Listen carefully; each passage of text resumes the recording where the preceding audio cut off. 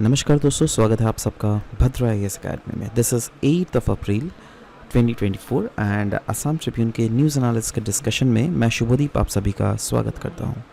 चलिए सबसे पहले हम लोग न्यूज़ देख लेते हैं फ्रॉम असम ट्रिब्यून। यहां पे बात की जा रही है north east India's greatest success story.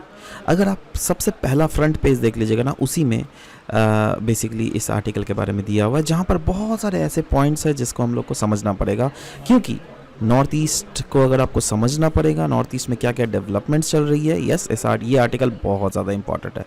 Clearly बोला गया लास्ट 10 ईयर्स में, क्लियरली ये विजिबल है that we have ended the north east का isolation and developed it as Bharat gateway to the east. Historically north east एक ऐसा रीजन था जिसको बहुत ही ज़्यादा नेगलेक्ट किया गया, even after independence for decades, that is सालों साल से अगर देख लीजिएगा, कहीं ना कहीं नॉर्थ ईस्टर्न स्टेट्स को मार्जिनलाइज ही रखा गया।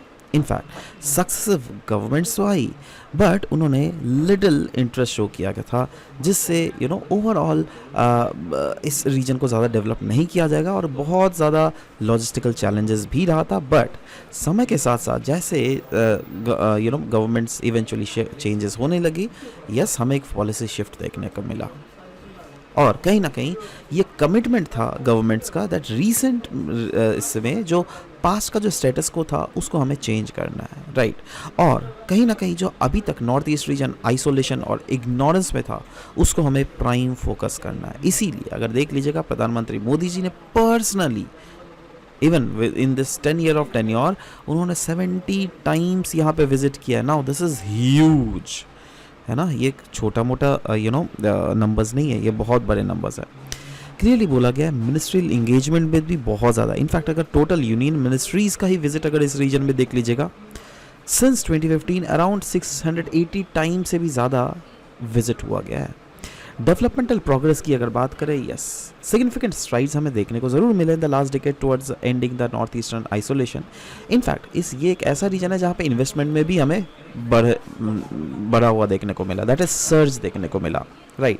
ओवरऑल इस रीजन के डेवलपमेंट के लिए फंड का एलोकेशन भी प्रीवियस गवर्नमेंट्स के कंपैरिजन तो बढ़ा ही है समय के साथ साथ, और इंफ्रास्ट्रक्चर डेवलपमेंट में क्रिटिकली हमें देखने को मिला दैट यहाँ पे बहुत ऐसे प्रोमिनेंट इंफ्रास्ट्रक्चर्स है जो कि यहाँ पे बने, जैसे बोगीबील ब्रिज ले लीजिएगा, भूपेन हजारिका सेतु ले लीजिएगा, जिससे ओवरऑल एक्सेसिबिलिटी इंप्रूव हो रही है।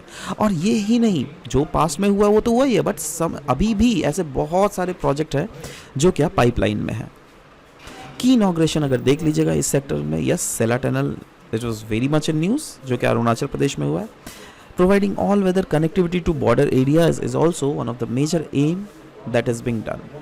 यही नहीं, नॉर्थ ईस्टर्न यूथ्स को भी काफ़ी ज़्यादा इंपावर किया गया, क्योंकि बहुत ही ज़्यादा एफर्ट्स डाले गए हैं दैट वेरियस सेक्टर में कैसे इंप्रूवमेंट लाया जाए। एजुकेशनल इनिशिएटिव बोला गया, अराउंड 14,000 करोड़ रुपये से भी ज़्यादा स्पेंड किया गया, जिससे हायर एजुकेशन को इस रीजन में प्रमोट किया जा सके। इनफैक्ट मणिपुर हमारे देश का एक ऐसा राज्य है जहाँ पर पहला स्पोर्ट्स यूनिवर्सिटी को सेटअप किया गया। एंटरप्रेन्योरशिप को प्रमोशन के लिए भी बहुत एस्पेक्ट्स देखी जा रही है, जैसे क्लियरली बोला गया मोर देन 4,000 स्टार्टअप्स इमर्ज हो रही है इस रीजन से सिंस द लास्ट डेकेड। यही नहीं, ये पूरा एक ऐसा रीजन है जहाँ पे इंसर्जेंसी जो पहले एग्जिस्ट किया जा रहा था, उसमें भी काफ़ी सिग्निफिकेंट हमें प्रोग्रेस देखने को मिला। गवर्नमेंट काफ़ी ज़्यादा एक्शंस ले रही है जिससे टैकल किया जा सके इन इंसर्जेंट एक्टिविटीज़ को। क्लियरली बोला गया है दैट रिसेंटली पीस एग्रीमेंट भी साइन किया गया था उल्फा के साथ। इनफैक्ट लास्ट 10 ईयर्स में 11 इन टोटल एग्रीमेंट्स, माफ़ कीजिएगा guys, 11 in total agreement sign किए गए, जिससे around 9,500 insurgents have already surrendered, right. So this is a huge number that we can see, right. Next, security improvement के sector में भी अगर देख लीजिएगा, यस, कहीं ना कहीं इंसर्जेंसी इंसिडेंसेस में रिडक्शन तो हुई है, बट साथ ही साथ कैजुअलिटीज़ में भी रिडक्शन हुई है। और there is been withdrawal of AFSPA बहुत सारे रीजन में, क्योंकि अगर अभी देख लीजिएगा, इससे पहले बहुत सारे ऐसे रीजन से जहाँ पे आफ्सफा वाज देयर, राइट।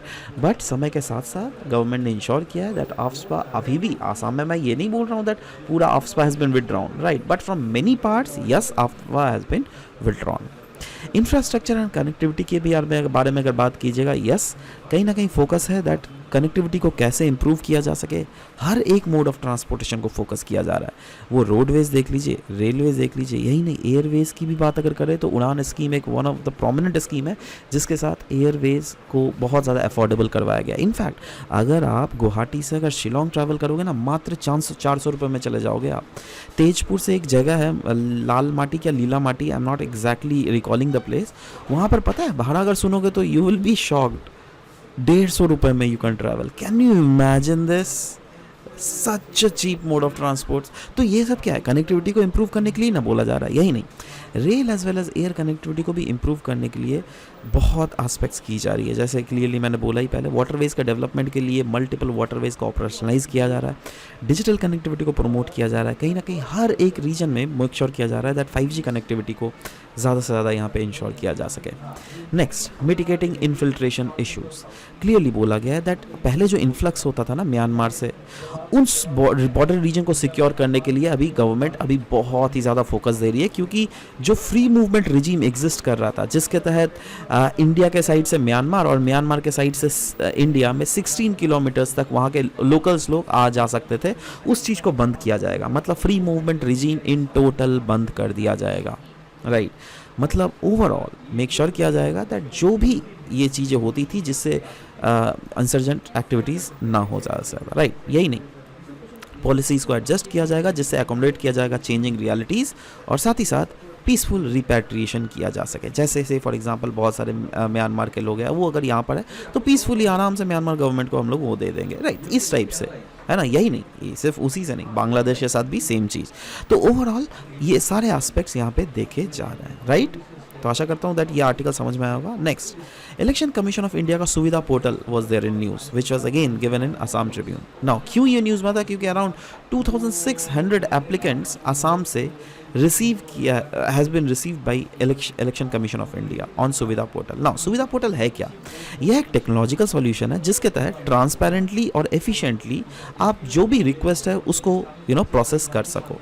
ये ऑपरेट करती है on first in first output principle, और ये केटर करती है टू वेरियस परमिशन रिक्वेस्ट, जिसमें रैलीज के बारे में अगर आपको परमिशन मानना हो तो yes you can ask for the permission, setup temporary offices, canvassing, या फिर कोई भी व्हीकल परमिट से क्यों ना लो, ये first in first out principle के तहत ये चीज़ अवेल करवाती है। पॉलिटिकल पार्टीज और कैंडिडेट्स जो है इसके तहत कोई रिक्वेस्ट को सबमिट कर सकते हैं और सीमलेसली ऑनलाइन ही सुविधा पोर्टल के थ्रू इसको एक्सेस उनको मिल सकता है। यही नहीं, ऐप अलाउ करता है रियल टाइम ट्रैकिंग, जिसमें जो भी रिक्वेस्ट किया गया पॉलिटिकल पार्टीज़ के द्वारा उन परमिशन रिक्वेस्ट को देखा जा सके, और साथ ही साथ ट्रांसपेरेंट और कन्वीनियंसी प्रोवाइड किया जा सके हर एक एप्लीकेंट्स को। नेक्स्ट, हम लोग इंडियन एक्सप्रेस का ये न्यूज़ आर्टिकल डिस्कस करेंगे, जहाँ पे नहीं सॉरी माफ़ करना, ये इंडियन एक्सप्रेस का न्यूज़ नहीं है, ये असम ट्रिब्यून का ही न्यूज़ है। यहाँ पे हम लोग बात कर रहे हैं पॉलिटिक्स ऑफ फ्रीबीज़ के बारे में। जी हाँ, अगर आप एडिटोरियल पेज में देख लीजिएगा वहीं पे दिया हुआ है पॉलिटिक्स ऑफ फ्रीबीज़, है ना। क्योंकि क्लियरली बोला गया इंडिया में जो पॉलिटिकल इलेक्शंस होती है ना, तो उसमें काफ़ी हद तक इम्पैक्ट करता है ये गवर्नमेंट स्कीम या फिर फ्रीबीज़। तो सवाल होता है व्हाट आर दीज फ्रीबीज। देखो फ्रीबीज जैसे अगर सोचो अभी इलेक्शंस हो रहा है, राइट, तो कुछ पॉलिटिकल पार्टी ने बोला अगर मैं इलेक्शन जीत गया तो मैं आपको ये दूंगा, मैं आपको एक मोटरसाइकिल दूंगा। तो what is this is freebies, मतलब आप मुझे वोट दोगे तो आपको ये दिया जाएगा, राइट। तो this is wrong, right. So anyways, elections in India are often influenced by government schemes, particularly those offering freebies. Clearly बोला गया कोई भी पॉलिटिकल पार्टीज ले लीजिए, जब भी वोटिंग देने को बारी है तो वो लोग प्रॉमिस करती है वोटर्स को बहुत लॉफ्टी चीज़ें, राइट, मतलब जिससे उनको टेंजिबल बेनिफिट मिले। टेंजिबल मतलब जो चीज़ आपको एक्चुअली जिसका आपको बेनिफिट क्लियरली दिखता है उसको टेंजिबल। जैसे अगर मैं आपको एक मोबाइल खरीद के दे रहा हूँ, that is a tangible gift, right. But वहीं पर मैं आपको ज्ञान, अगर अपना ज्ञान आपको दे रहा हूँ ना, then that is an intangible gift. समझ रहे हो मैं क्या बोलना चाह रहा हूँ यहाँ पर, राइट। सो आसाम का अगर सिनेरियो देख लीजिएगा, फ्रीबीज में क्या है, yes, several schemes of the Assam, ऐसे बहुत सारे स्कीम्स हैं जिसमें free ration, free cash and different other benefits मिलते हैं एक ह्यूज सेगमेंट ऑफ पॉपुलेशन को। इनफैक्ट अराउंड 3.2 करोड़ पॉपुलेशन में रफली अराउंड 2 करोड़ पॉपुलेशन को तो डायरेक्ट बेनिफिट मिलता है इन फ्रीबीज क्या। So there is significant impact of these beneficiaries on the election outcomes as well, है ना। एंड जस्टिफिकेशन पता है लीडर्स के द्वारा क्या प्रोवाइड किया जाता है, दैट अरे भाई हम लोग तो पुअर लोगों को असिस्ट कर रहे हैं थ्रू गवर्नमेंट स्कीम, समझ लो। तो बट हमको समझना पड़ेगा फ्रीबीज के लॉन्ग टर्म इम्प्लीकेशंस क्या है। देखो इसके long term implications of course negative ही है। वैसे तो immediate effects are very much evident, but long term में ये कहीं ना कहीं ऐसा मॉडल है जो क्या परपेचुएट करता है पॉवर्टी को और हिंडर करता है कोई भी रीजन के इकोनॉमिक ग्रोथ को। कहीं ना कहीं कंसर्न ज़रूर अराइज होती है दैट क्या ये सस्टेनेबल और लॉन्ग टर्म है। तो ऑब्वियसली आप सोचो ना, पैसा देके क्या सस्टेनेबल है। वहीं पर अगर मैं एक इंडस्ट्री खोल देता उस पैसों से, तो एक लॉन्ग टर्म के लिए एक एम्प्लॉयमेंट तो जनरेट किया जा सकता था, है ना। बट फ्रीबीज से तो कोई एम्प्लॉयमेंट एज सच नहीं होता है ना, वो तो फ्री का पैसा है ना, है ना। और ये मोर ओवर टैक्स पेयर्स, हम और आप जैसे लोग टैक्स पे करते हैं, उससे ही ना ये मिलता है। तो यही चीज़ बोला गया है, डिपेंडेंसी ऑन फ्रीबीज कहीं ना कहीं अंडरमाइन करता है वर्क कल्चर को। आपको अगर वो चीज़ फ्री में मिल रहा है तो आप मेहनत क्यों करोगे, आप उस चीज़ के लिए मेहनत करके क्यों पैसे कमाने जाओगे। आपको तो लगेगा अरे फ्री में तो मिल ही रहा है, छोड़ो क्यों मेहनत करने जाऊँ, right. So these are the problems of freebies. Next, Indian Express का ये न्यूज़ है 75 years of NATO, North Atlantic Treaty Organization, जिसको फाउंड किया गया था 1949 में। ये सेलिब्रेट कर रही है 75 ईयर्स, तो अनडाउटेडली बहुत ही ज़्यादा इंपॉर्टेंट है। NATO stands for North Atlantic Treaty Organization. ये एक मिलिट्री अलायंस है, जी हाँ, ये एक मिलिट्री अलायंस है 32 countries from North America as well as Europe में।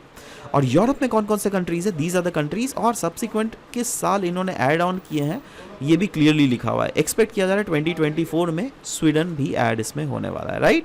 और ऑफ कोर्स ऐसे बहुत सारे एप्लीकेशंस हैं जो कि ज्वाइनिंग करना चाहते हैं, जैसे यूक्रेन, बट यस इन्होंने अभी भी नहीं किया है। सो क्लियरली बोला गया, it aims to safeguard the freedom and security of its member through collective defence against aggression. मतलब अगर कोई भी देश में अगर अटैक होता है ना, ऐसे माना जाएगा दैट पूरे नाटो में अटैक हुआ है, ठीक है। इसलिए नाटो के साथ कोई डायरेक्टली पंगा भी नहीं लेना चाहता। एंड यही तो रीज़न है रशिया और यूक्रेन का कॉन्फ्लिक्ट क्यों हो रहा है। रशिया सिंपली बोल रही थी दैट आप नाटो में मत ज्वाइन करो, यूक्रेन न लगा हुआ था, ले भाई अटैक कर दिया, है ना। So that is the main problem.